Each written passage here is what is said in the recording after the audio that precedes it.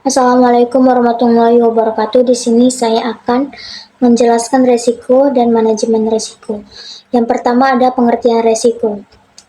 Pada dasarnya, tidak ada organisasi yang dapat mengklaim dirinya bebas dari segala resiko, baik organisasi besar maupun kecil, baik organisasi publik maupun privat.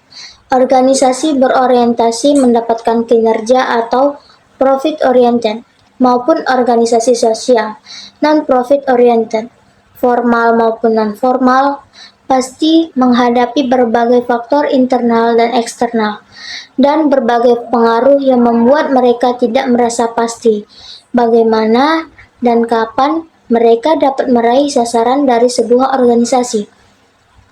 Nah, dampak ketidakpastian pada pencapaian sasaran organisasi itu ialah resiko. Pengertian resiko yang sering dipakai untuk analisis yang mendasari pengambilan keputusan adalah kemungkinan hasil yang diperoleh menyimpang dari yang kita harapkan. Risiko pada dasarnya merupakan kata yang sudah seringkali kita dengar, bahkan setiap hari. Dan seringkali kata tersebut mempunyai konotasi yang sangat-sangat negatif, sesuatu yang tidak disukai dan ingin dihindari. Banyak contoh dalam kehidupan sehari-hari, berbagai risiko yang mungkin terjadi. Bisa digambarkan sebagai sesuatu yang negatif.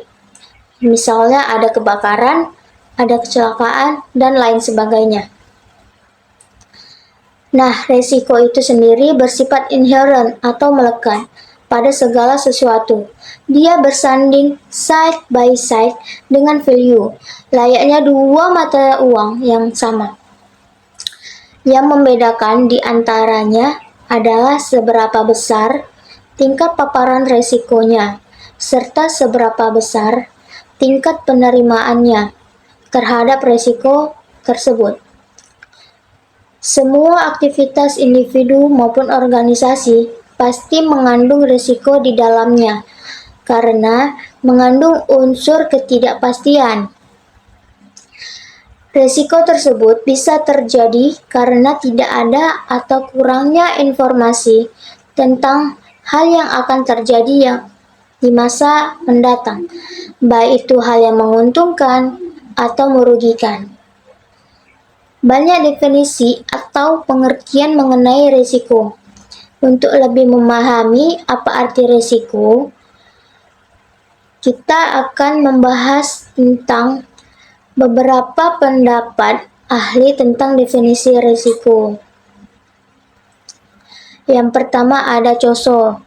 Menurut Coso ERM 2004, pengertian risiko adalah kemungkinan terjadinya sebuah peristiwa dapat mempengaruhi pencapaian tujuan organisasi. Nah, yang kedua itu ada Peraturan Pemerintah Nomor 60 Tahun 2008. Risiko adalah suatu kejadian yang mungkin terjadi dan apabila terjadi akan memberikan dampak negatif pada pencapaian tujuan instansi pemerintah. Yang ketiga ada Badan Sertifikasi Manajemen Risiko 2007.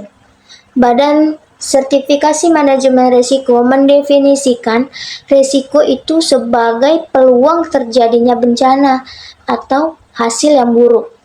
Risiko terkait dengan situasi di mana hasil negatif dapat terjadi dan besar kecilnya kemungkinan terjadinya hasil tersebut dapat diperkirakan. Selanjutnya yang keempat ada Arthur William dan Richard M. H. Menurut mereka, risiko adalah suatu variasi dari hasil-hasil yang dapat terjadi dalam periode tertentu.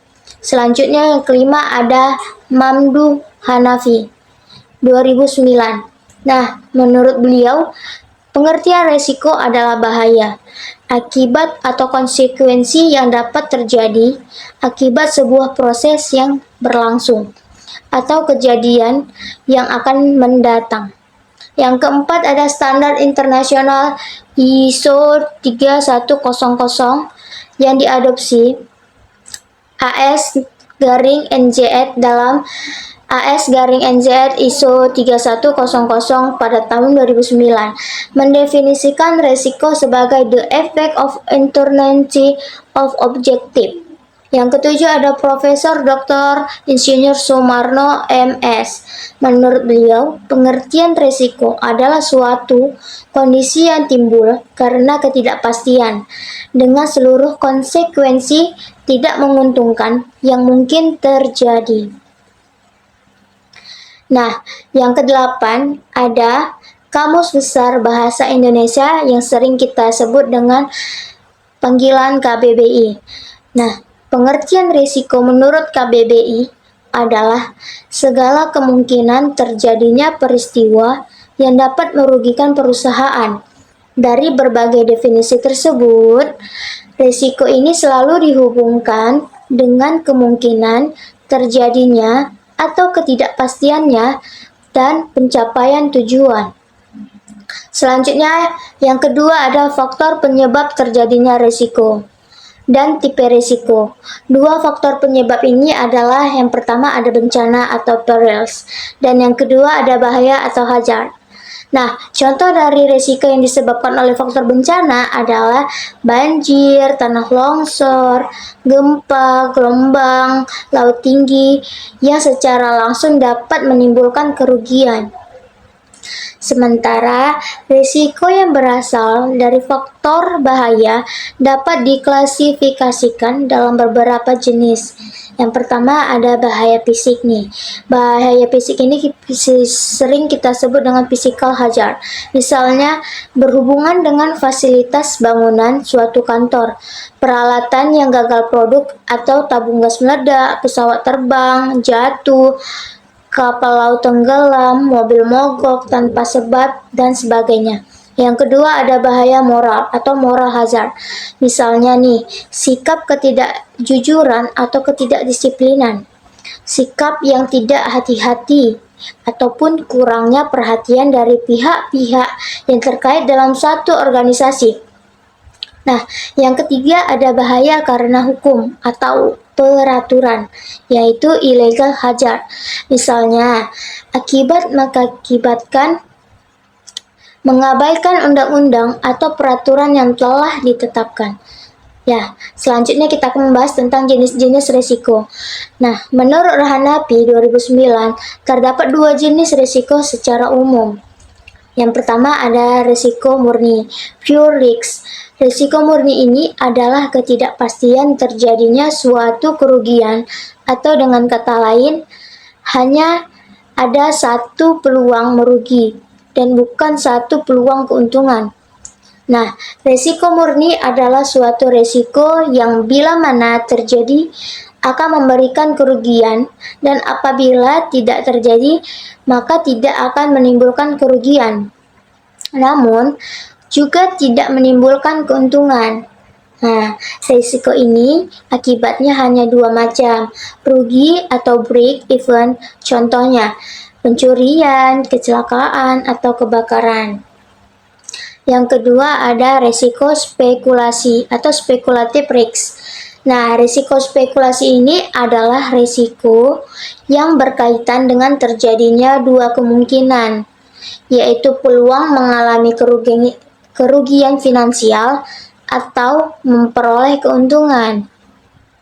Risiko ini akibatnya ada tiga macam nih. Yang pertama ada rugi, ada untung atau break even. Contohnya adalah investasi saham di bursa efek.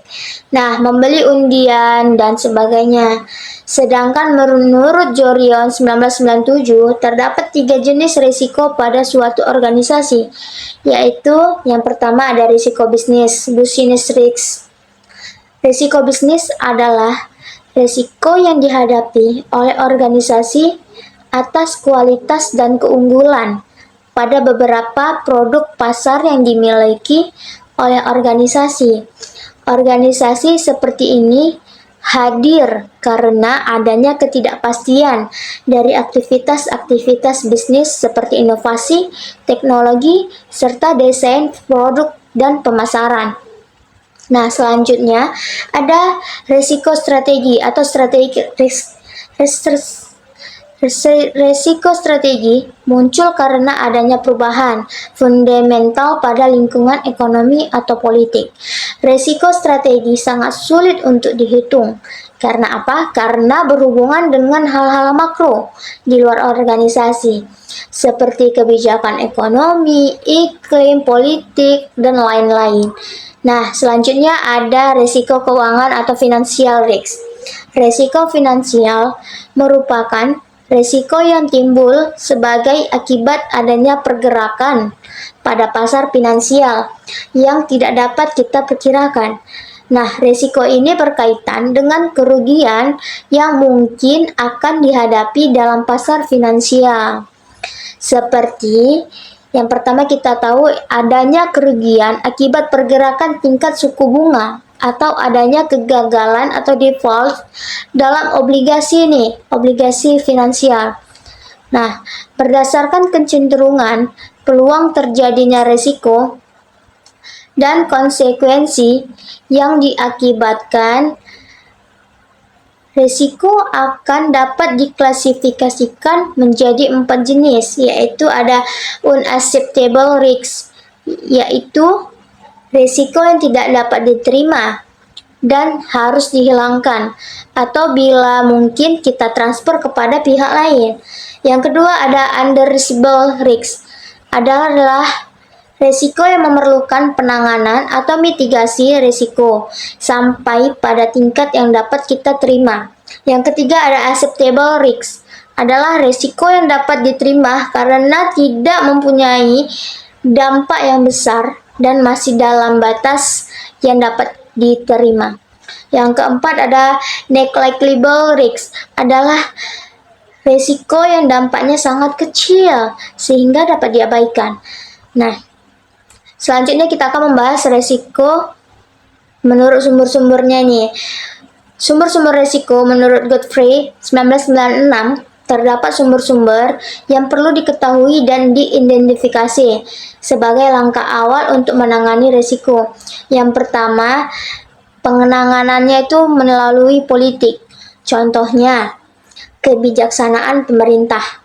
Yang kedua ada pendapatan publik, yang ketiga ada perubahan ideologi, ada peraturan, kekacauan, perang terorisme, kerusuhan. Nah, yang kedua ada lingkungan nih. Contohnya itu ada pencemaran, kebisingan, perizinan, opini publik, kebijakan internal atau organisasi. Perundangan yang berkaitan dengan lingkungan, dampak lingkungan. Yang ketiga ada perencanaan atau sering kita sebut dengan planning. Contohnya, persyaratan perizinan, kebijakan dan praktik, tata guna lahan, dampak sosial dan ekonomi, serta opini publik. Nah, selanjutnya ada pemasaran atau market. Contohnya, permintaan atau perkiraan, persaingan, kepuasan pelanggan, dan mode. Yang kelima ada ekonomi, contohnya kebijakan keuangan, perpajakan, inflasi, suku bunga, dan nilai tukar. Yang keenam ada keuangan, contohnya itu ada kebangkrutan, keuntungan, asuransi, dan risk share. Nah, yang ketujuh ada alami atau natural yang kita sebut. Contohnya dengan kondisi tanah di luar dugaan, ada cuaca, gempa bumi, kebakaran, dan ledakan, atau temuan-temuan situs arkeologi. Yang ke-8 ada proyek, contohnya definisi strategi pengadaan, persyaratan unjuk kerja, standar kepemimpinan organisasi, komitmen, kompetensi, dan pengalaman, perencanaan dan pengendalian kualitas, rencana kerja, tenaga kerja, dan sumber daya, dan terakhir ada komunikasi budaya. Yang ke-9 ada teknis. Nah, contoh dari teknis nih, kelengkapan desain, efisiensi operasional, dan keandalan. Yang ke-10 ada manusia atau human. Contohnya yaitu mungkin ada kesalahan, tidak kompeten, manusia itu mempunyai kelalaian, manusia mungkin dia sangat lelah, kemampuan berkomunikasinya kurang, budayanya juga kurang, bekerja dalam kondisi gelap atau malam hari dia tidak bisa. Nah, yang ke-11 ada kriminal. Contohnya, kurang aman, perusakan, pencurian, penipuan, dan korupsi yang ada di sebuah perusahaan. Yang ke-12 ada keselamatan. Contohnya yaitu ada peraturan, kesehatan dan selamatan kerja, zat berbahaya, bertabrakan, keruntuhan, kebanjiran, kebakaran, dan ledakan. Nah, selanjutnya kita akan membahas kategori risiko. Ada beberapa kategori risiko, tergantung dari sudut pandang kita melihatnya. Yang pertama ada risiko dari sudut pandang yang menyebabkan dilihat dari sebab terjadinya. Ada dua macam risiko, yaitu risiko keuangan. Risiko yang disebabkan oleh faktor-faktor keuangan. Yang risiko operasional, risiko yang disebabkan oleh faktor-faktor non keuangan. Misalnya ada manusia, ada teknologi, sistem, dan prosedur, bahkan alam. Yang kedua ada risiko dari sudut pandang. Akibat dilihatnya dari akibat yang ditimbulkan. Nah, di sini juga ada dua macam risiko. Yang pertama itu ada risiko murni. Apabila suatu kejadian berakibat hanya merugikan dan tidak memungkinkan adanya keuntungan, misalnya terjadinya kebakaran. Yang kedua ada risiko spekulatif. Risiko yang tidak saja memungkinkan terjadinya kerugian, tetapi juga dia memungkinkan terjadinya keuntungan nih. Misalnya di sini ada risiko melakukan investasi. Nah, yang ketiga, risiko dari sudut pandang aktivitas. Ada berbagai macam aktivitas yang dapat menimbulkan risiko nih. Misalnya seperti ada aktivitas pemberian kredit oleh bank, aktivitas pelayanan kepada masyarakat, dan sebagainya. Selanjutnya ada aktivitas yang kita lihat dari sudut pandang kejadian. Risiko dilihat dari sudut pandang kejadiannya. Misalnya ada risiko kebakaran, itu kita kan melihatnya dari sudut pandang kita bahwa ada risiko kebakaran. Yang kelima ada risiko sudut pandang jenis risiko. Nah, ini dia mencakup yang pertama ada risiko teknologi, yang kedua ada risiko keuangan atau ekonomi, yang ketiga ada risiko sumber daya manusia yang mencakup kapasitas, hak intelektual. Nah, selanjutnya ada risiko kesehatan, risiko politik, risiko hukum, risiko keamanan, dan lain-lain. Risiko dari sudut pandang sumber dayanya, risiko meliputi adanya risiko eksternal. Yang kita tahu itu ada politik, ekonomi, bencana alam, dan sebagainya. Risiko internalnya ada reputasi, keamanan, manajemen, informasi untuk pengambilan keputusan. Yang ketujuh ada risiko dari sudut pandang penerima risiko. Risiko dari sudut pandang penerima risiko mencakup orang atau human risk, risiko reputasi, hasil program, bangunan, dan aset, lingkungan, pelayanan, dan lain-lain. Selanjutnya ada risiko dari sudut pandang tidak kemungkinan atau level status risiko. Itu ada risiko rendah, risiko menengah, dan risiko tinggi. Nah, yang selanjutnya ada risiko dari sudut pandang kemampuan mengendalikan. Nah, dari kemampuan mengendalikan ini ada risiko yang sangat terkendali atau high controllable risk. Yang kedua ada risiko yang kurang terkendali atau low controllable risk. Yang ketiga ada risiko yang tidak atau sangat sulit dikendalikan atau uncontrollable risk. Ya, selanjutnya ada risiko dari sudut pandang hierarki. Yang pertama ada risiko strategi, risiko program, risiko proyek, dan risiko operasional. Selanjutnya, risiko dari sudut pandang penetapan tujuan organisasi.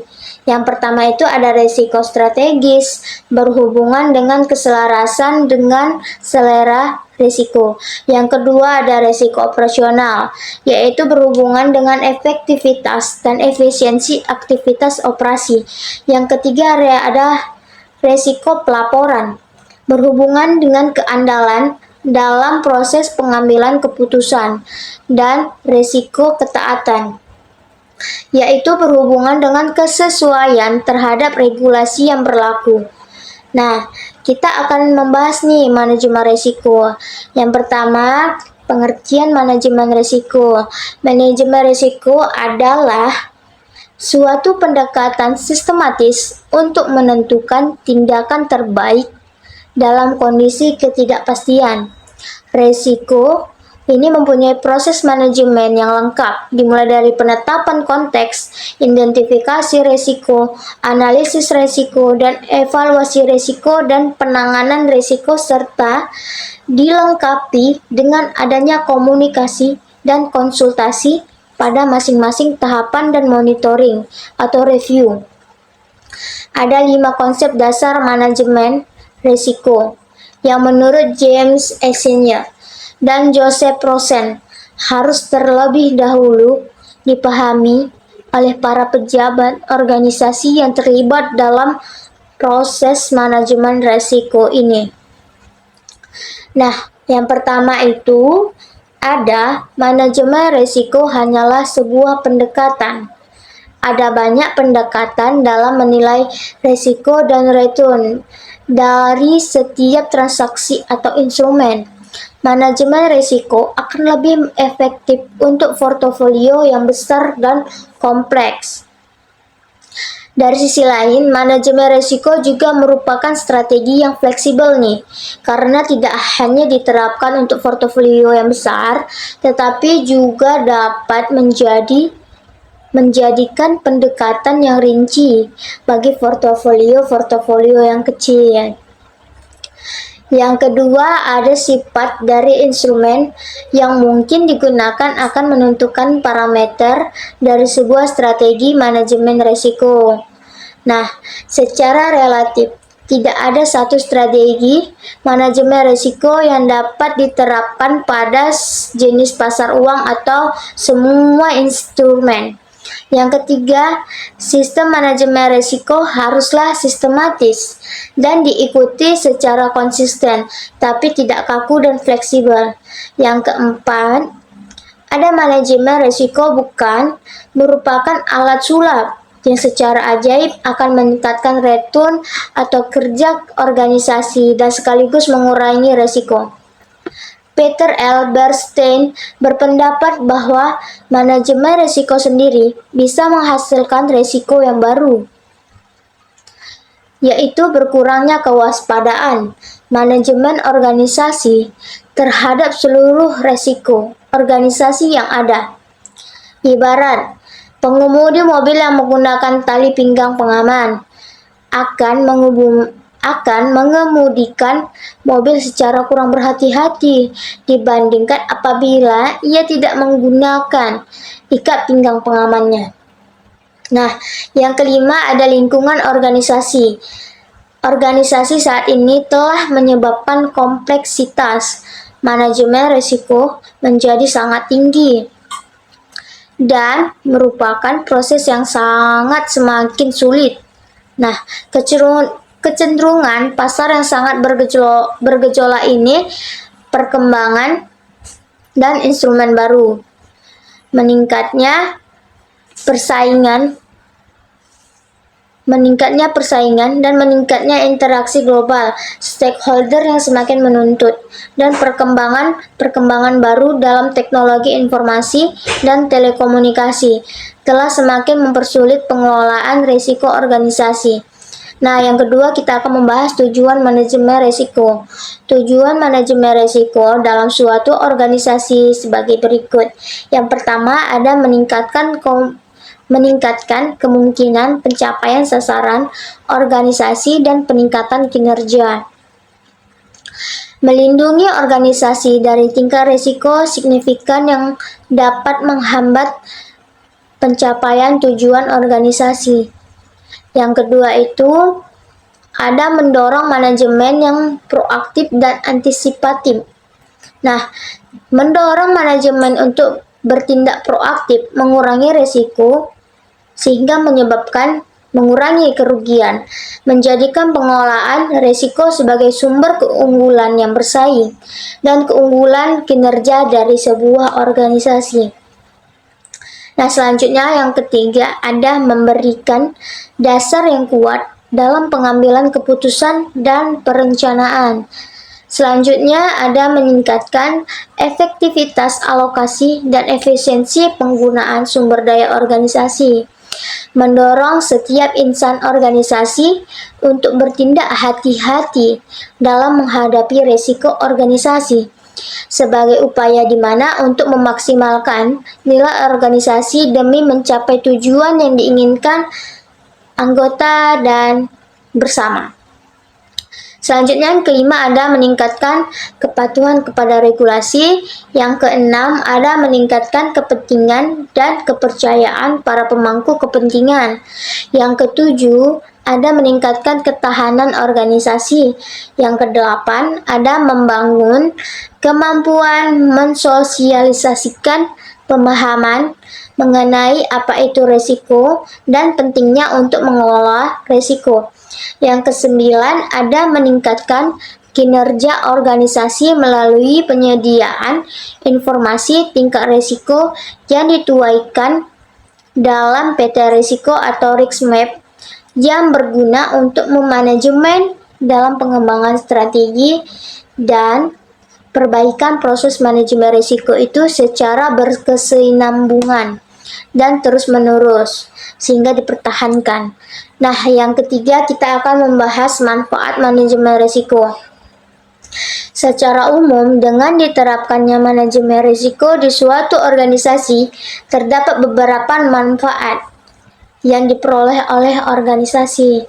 Yang pertama itu ada organisasi memiliki ukuran kuat sebagai pijakan dalam mengambil setiap keputusan, sehingga para manajer lebih berhati-hati dan selalu menempatkan ukuran-ukuran dalam berbagai kepuasan atau keputusannya. Nah, yang kedua itu adalah mampu memberi arah bagi suatu pengorganisasian dalam melihat pengaruh-pengaruh yang mungkin timbul balik secara jangka pendek maupun jangka panjang.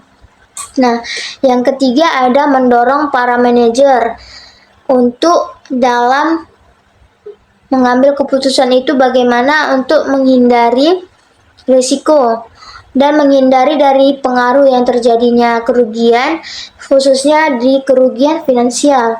Yang keempat ada kemungkinan pengorganisasian memperoleh risiko kerugian yang minimum. Yang kelima, dengan adanya konsep manajemen risiko yang dirancang secara detail, maka pengorganisasian telah membangun arah dan mekanisme secara sustainable. Selanjutnya nih, ada dari sisi organisasi sektor publik, manfaat manajemen risiko sektor publik. Antaranya, yang pertama ada dalam hal pelayanan publik. Manajemen risiko membantu menaksir dampak risiko untuk memastikan bahwa risiko telah dikelola dengan baik dan pengelolaan itu juga diarahkan untuk mengurangi risiko. Yang kedua ada dalam hal efisiensi penggunaan sumber daya. Manajemen risiko membantu memprioritaskan misalnya di area mana instansi sektor publik memiliki risiko besar dalam pencapaian hasil programnya, sehingga sumber daya dapat diarahkan terutama kepada area dengan risiko tingkat tinggi. Yang ketiga ada dalam hal peningkatan keandalan dan kecukupan pengendalian intern. Manajemen risiko dapat membantu meminimalkan pemborosan, kecurangan atau fraud, dan kesalahan. Selanjutnya yang keempat, dalam hal inovasi, manajemen risiko membantu menilai opsi-opsi menyangkut peluang pelayanan dan hasil yang lebih baik serta apa yang perlu dilakukan untuk mengelola risiko-risiko yang muncul berkaitan dengan opsi tersebut. Nah, untuk melaksanakan manajemen risiko sektor publik yang efektif diperlukannya adanya perubahan signifikan pada budaya organisasi, sehingga manajemen risiko sektor publik menyatu dalam perilaku dan aktivitas seluruh organisasi. Nah, dengan mempertimbangkannya persepsi instansi dan publik terhadap risiko, serta sumber daya yang tersedia pada instansi, manajemen risiko sektor publik membutuhkan komitmen, mulai dari pimpinan puncak sampai pegawai tingkat bawah. Selanjutnya, untuk memulainya, diperlukan pemahaman mendasar tentang risiko, bagaimana menilainya atau assessing risk, menangani dan memonitor, serta mengkomunikasikannya secara langsung. Nah, secara ringkas, penerapan manajemen risiko di lingkungan organisasi memberikan manfaat untuk hal-hal sebagai berikut. Yang pertama, ada mengurangi kejutan atau surprise. Yang kedua, ada meningkatkannya kesempatan pemanfaatan peluang. Yang ketiga, ada meningkatkannya kualitas perencanaan dan meningkatkannya pencapaian kinerja. Nah, yang keempat, ada meningkatkan hubungan yang baik dengan pemangku kepentingan. Yang kelima, ada peningkatan kualitas pengambilan keputusan. Yang keenam, ada meningkatkannya reputasi organisasi. Yang ketujuh, ada meningkatkan rasa aman bagi pemimpin dan seluruh pegawai. Selanjutnya, yang kedelapan, ada meningkatkan akuntabilitas dan tata kelola organisasi. Contohnya itu, contoh kasusnya ini. Kasus diperlukan diterapkannya manajemen risiko pada organisasi.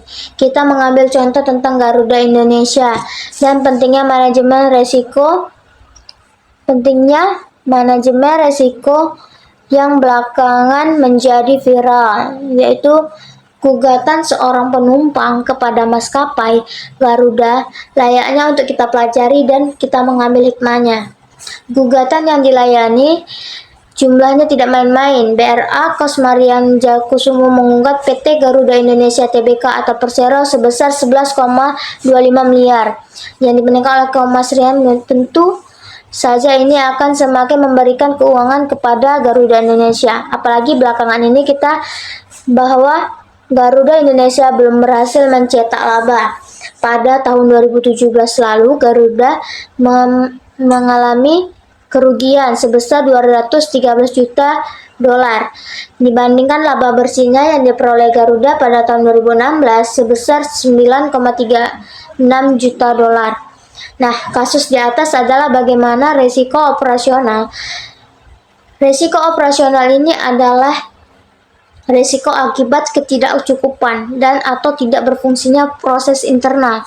Risiko ini diakibatkan oleh tidak adanya atau tidak berfungsinya prosedur kerja, kesalahan manusia, kegagalan sistem, dan adanya kejadian-kejadian eksternal yang mempengaruhi operasional perusahaan. Berikut adalah keterangan dari kuasa hukum penggugat, yang dimana dia mengatakan, kami menilai pramugari Garuda lalai karena para pramugari yang menyediakan makanan sedang mengobrol satu sama lain sehingga menumpahkan air panas.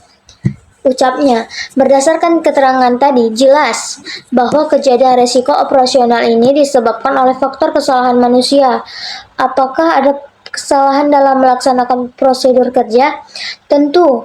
Tentunya kita harus bertanya kepada Garuda Indonesia, apakah ngobrol pada saat menyajikan makanan dan minuman kepada penumpang itu sudah diatur dalam SOP layanan mereka. Nah, apabila sudah diatur, apakah itu diperbolehkan? Jika tidak diperbolehkan, maka jelas bahwa ini adalah risiko operasional yang juga disebabkan oleh tidak berfungsinya prosedur kerja. Risiko pasar akibat ramainya pemberitahuan kasus ini di media. Harga saham Garuda Indonesia pada penutupan kemarin hari Jumat yang kita kutip pada 2018 hanya 296 atau turun sekitar 7,5%. Bukanlah angka penurunan yang kecil bila dilihat dari sudut pandang investor saham. Kita harus memahami bahwa betul sepanjang perusahaan masih memiliki prosedur dan jasa, maka perusahaan tersebut selalu akan berada dalam bayang-bayang risiko operasional. Lebih gawatnya lagi itu, dari satu risiko bisa menimbulkan risiko lainnya. Lantas, bagaimana kita meminimalisir risiko? Nah, sampai saat ini tidak ada jawaban tunggal untuk menjawab pertanyaan yang di atas. Setidaknya beberapa langkah berikut dapat dilakukan untuk meminimalisir risiko. Nah, kalau kita untuk menghabiskan risiko tidak ada, tapi yang ada itu meminimalisir. Yang pertama yaitu pastikan seluruh pegawai mengerti dan memahami profil risiko mereka. Ajarkan kepada mereka untuk dapat minimalisir kejadian ataupun dampaknya. Pastikan seluruh pegawai memiliki kemampuan dan keterampilan bekerja yang memadai.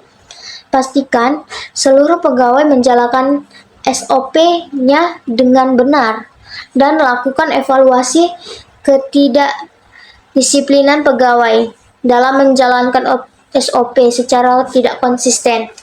Lakukan identifikasi dan penilaian risiko yang dihadapi oleh perusahaan. Lakukan pemantauan risiko tersebut dengan secara berkala.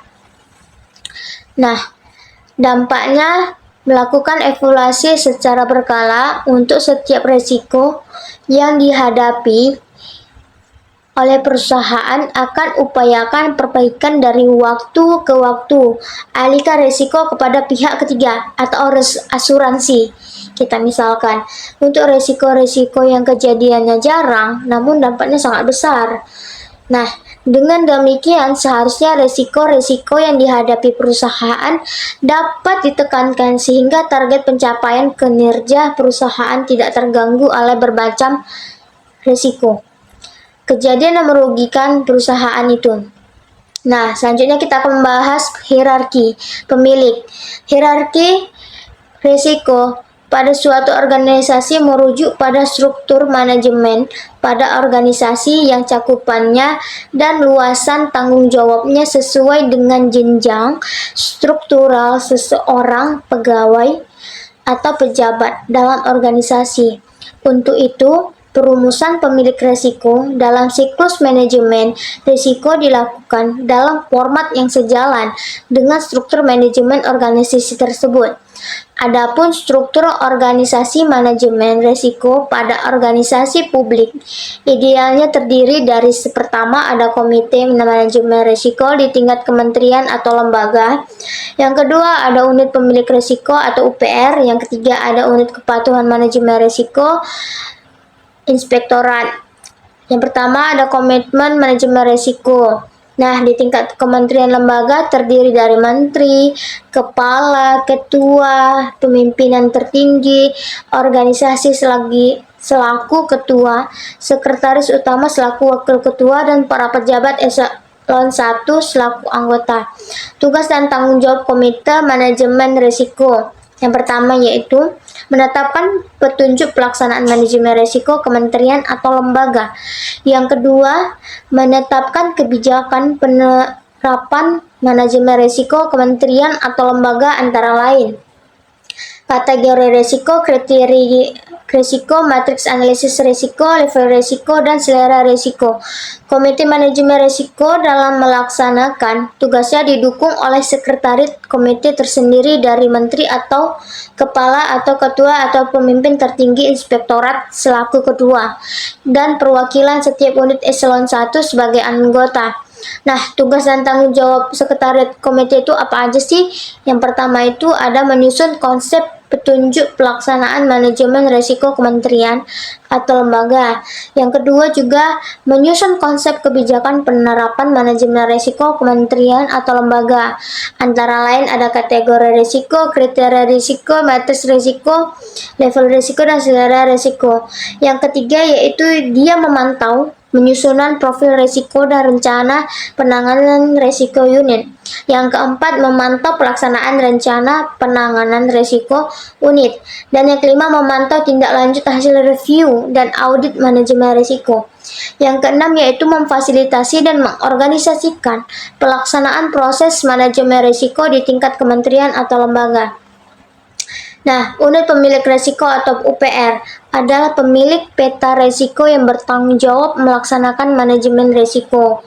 Unit pemilik risiko terdiri dari UPR di tingkat kementerian atau lembaga, UPR di tingkat unit eselon 1, UPR di tingkat eselon 2. Tugas dan tanggung jawab UPR itu apa aja sih? Yang pertama yaitu menetapkan profil risiko dan rencana penanganannya.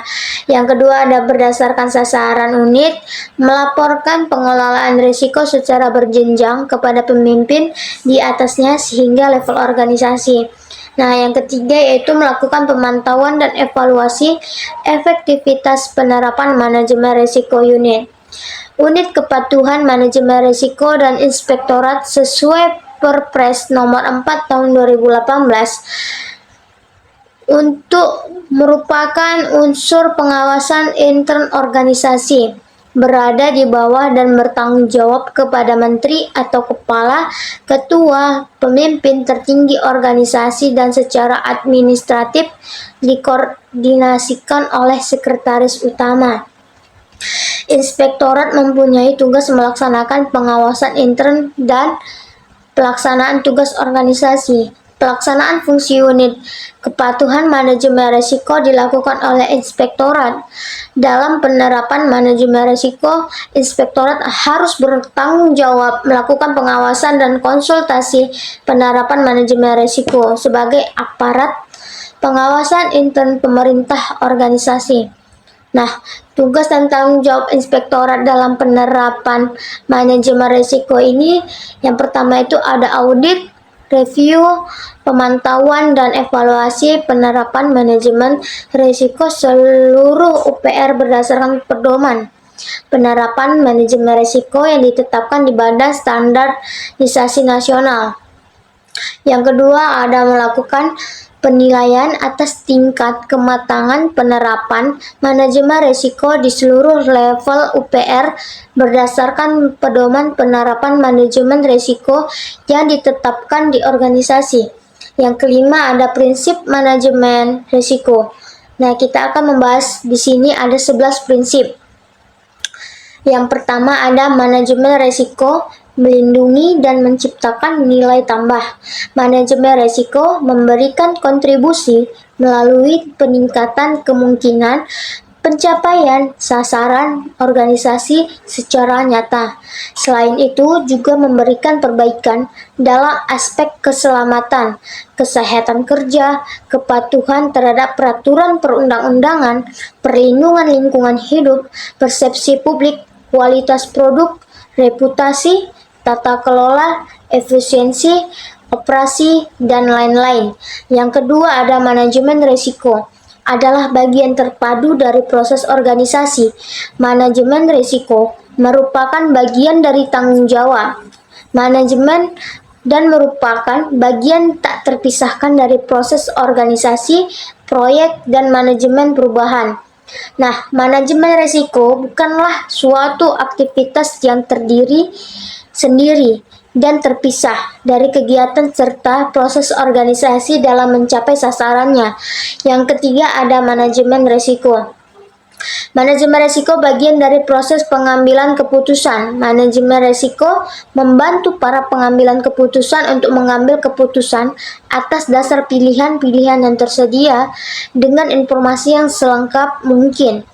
Manajemen risiko ini dapat membantu menentukan prioritas tindakan dan membedakan berbagai alternatif tindakan. Nah, manajemen risiko dapat membantu menunjukkan semua risiko yang ada, mana resiko yang dapat diterima, dan mana resiko yang memerlukan perlakuan lebih lanjut. Manajemen resiko juga memantau apakah perlakuan resiko yang telah diambil memadai dan cukup efektif atau tidak. Informasi ini merupakan bagian dari proses pengambilan keputusan. Keempat, ada manajemen resiko secara khusus menangani aspek ketidakpastian. Manajemen resiko secara khusus menangani aspek ketidakpastian dalam proses pengambilan keputusan. Ia memperkirakan bagaimana sifat ketidakpastian dan bagaimana hal tersebut harus ditangani. Nah, yang kelima ada manajemen resiko bersifat sistematik, terstruktur, dan tepat waktu. Sifat sistematik, struktur, dan tepat waktu ini yang digunakan dalam pendekatan manajemen resiko yang memberikan kontribusi terhadap efisiensi dan konsisten manajemen resiko. Dengan demikian, hasilnya dapat dibandingkan dan memberikan hasil terbaik serta perbaikan. Nah, selanjutnya yang keenam ada manajemen risiko berdasarkan pada informasi terbaik yang tersedia. Misalkan, informasi yang digunakan dalam proses manajemen risiko didasarkan pada sumber informasi yang tersedia, seperti pengalaman, observasi, perkiraan, penilaian ahli, dan data lainnya yang tersedia. Akan tetapi, tetap harus disadari bahwa semua informasi ini mempunyai keterbatasan yang harus dipertimbangkan dalam proses pengambilan keputusan, baik dalam membuat resiko, maupun perbedaan pendapat yang mungkin terjadi di antara para ahli tersebut. Yang ketujuh ada manajemen risiko. Adalah kas untuk penggunaannya atau toilet. Manajemen risiko harus diselaraskan dengan konteks internal dan eksternal organisasi, serta sasaran organisasi dan profit risiko yang dihadapi organisasi tersebut. Yang kedelapan ada manajemen risiko mempertimbangkan faktor manusia dan budayanya.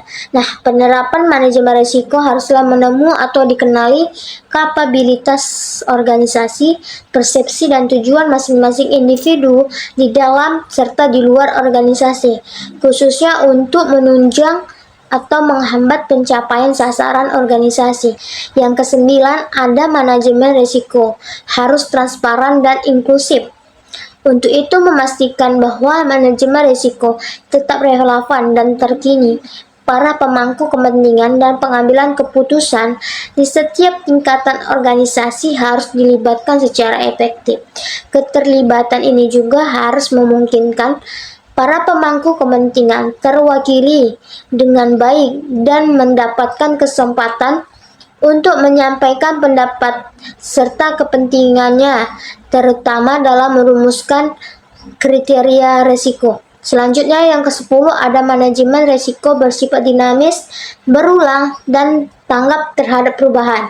Ketika terjadi peristiwa baru baik dalam maupun di luar organisasi, konteks manajemen dan pemahaman yang ada juga mengalami perubahan.